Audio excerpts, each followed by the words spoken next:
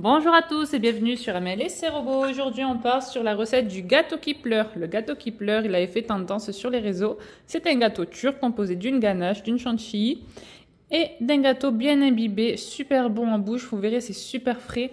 C'est juste un délice. On l'a fait au Monsieur Cuisine Connect. Vous verrez, c'est hyper simple à suivre. Donc c'est parti, place à la recette.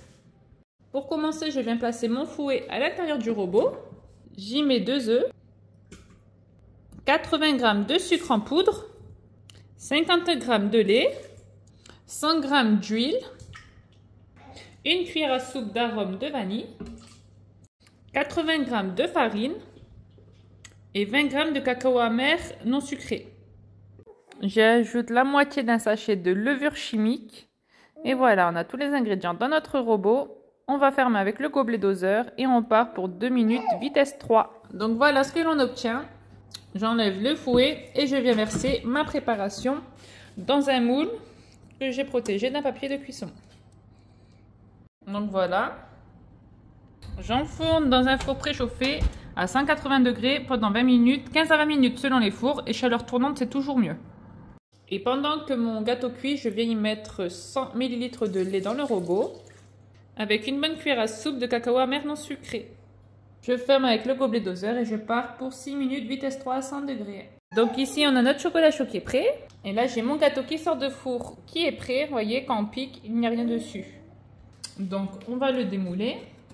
On va racler les parois pour que ça se démoule plus facilement. Voilà, après le démoulage je le remets dans son moule. Retourner. Là je l'ai retourné pour avoir une surface lisse. J'ai remis les côtés de mon moule. C'est très important d'avoir un moule à côté parce qu'on va le remplir de chantilly, de ganache. Donc il faut un moule qui a une hauteur. Ensuite, à l'aide d'une fourchette, je viens tout piquer le gâteau. Et là, je viens prendre le chocolat chaud qu'on a fait au Monsieur Cuisine Connect. Et à l'aide d'une cuillère, je viens tout imbiber le gâteau. Voilà le gâteau imbibé. Et surtout là, laissez-le reposer au frais au moins minimum 30 minutes. Il faut vraiment que le gâteau soit bien froid.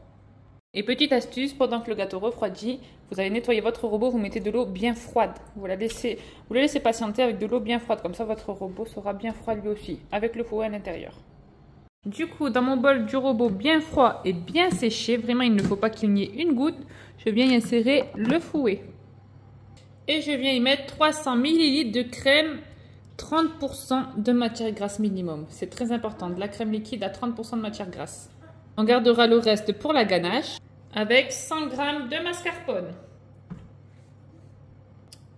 une cuillère à soupe d'arôme de vanille et 3 bonnes cuillères à soupe de sucre glace. Et là, on commence avec le gobelet doseur et on part 40 secondes vitesse 4. Voilà ce que l'on obtient. On va racler les parois du bord.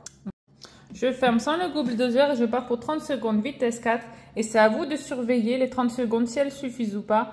Parce que des fois, ça met plus de temps ou un peu moins de temps à se monter.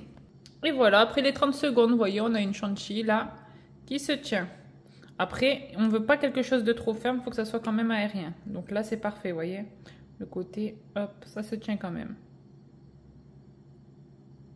Allez, donc là, je prends ma chantilly dans le robot et j'ai juste à la placer sur mon gâteau. Il y a bien l'étaler après. Voilà, c'est très facile à faire. Voilà, et je l'étale à l'aide du dos d'une cuillère partout sur le gâteau. Donc voilà ce que l'on obtient. Et là, je le replace encore au frigo le temps de faire la dernière préparation.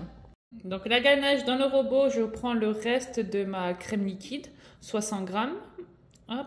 Et la ganache, c'est important, donc j'y ajoute 100 g de chocolat coupé en morceaux. On ferme avec le gobelet doseur et on part pour 6 minutes, vitesse 2, 100 degrés. Et voilà ce que l'on obtient. Donc on va racler les parois.